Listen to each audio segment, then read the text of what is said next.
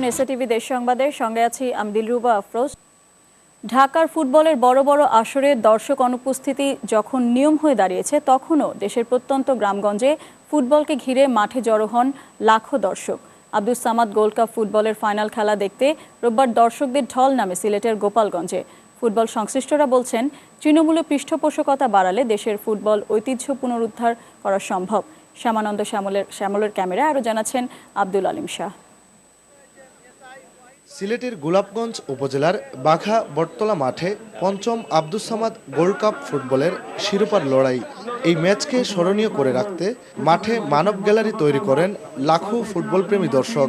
তবে ম্যাচ শুরুর সঙ্গে সঙ্গেই হতাশা ভর করে দর্শকদের মাঝে, কারণ ঢাকার ফুটবলের মতো এখানেও বিদেশি খেলোয়াড়ের আধিপত্য। এখনও বাংলাদেশের প্রত্যন্ত অঞ্চলে যথেষ্ট তরুণ উদীয়মান খেলোয়াড়েরা রয়েছে যারা জাতীয় পর্যায়ে খেলতে পারে। উপজেলা পর্যায়ে যদি ভালো ভালো মাঠ করে দেওয়া হয় তা আমাদের খেলাটা আরও ডেভেলপ হবে।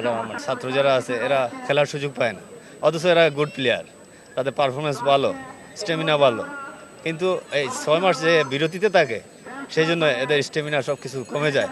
স্থানীয় পর্যায়ে ফুটবলের এত দর্শক, অথচ পেশাদার লিগ সহ অন্য টুর্নামেন্টগুলোতে বঙ্গবন্ধু জাতীয় স্টেডিয়াম বা কমলাপুর স্টেডিয়ামের গ্যালারি থাকে একেবারেই ফাঁকা।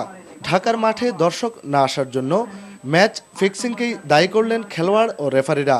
ঢাকার ফুটবলের ম্যাচ ফিক্সিংয়ের কারণে ফুটবল খেলা দেখতে দর্শকরা যায় না, কিন্তু গ্রামের খেলায়, এলাকার খেলায় ওইখানে দুই এলাকায় খেলা থাকে, ভাইটাল প্রতিদ্বন্দ্বিতার সৃষ্টি হয়, যার কারণে দর্শকরা আসে। এখানে যে যেরকম দর্শক হয়, আমাদের যখন ঢাকা শহরে কোনো দর্শকই নেই।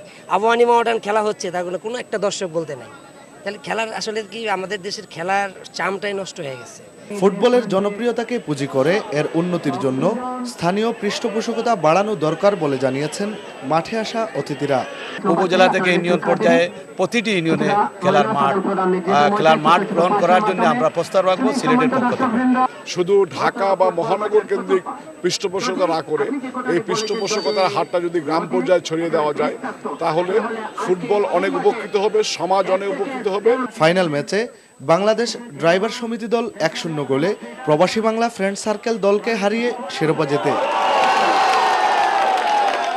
লাখো দর্শকের এই উল্লাস দেশের নামিদামি কোনো ক্লাবের শিরোপার লড়াই কিংবা তারকা খেলোয়াড়দের খেলা দেখে নয়। প্রত্যন্ত গ্রামগঞ্জের এই আয়োজনে দর্শক উপস্থিতি প্রমাণ করে ফুটবল জনপ্রিয়তার। সেই সাথে লাখো দর্শকের দাবি, দেশের প্রত্যেকটি ইউনিয়নে একটি করে খেলার মাঠ প্রতিষ্ঠা করার মধ্য দিয়ে ফুটবলের পুরানো গৌরব ফিরিয়ে আনা সম্ভব হতে পারে। আব্দুল আলিম শাহ, এসএটিভি, সিলেট।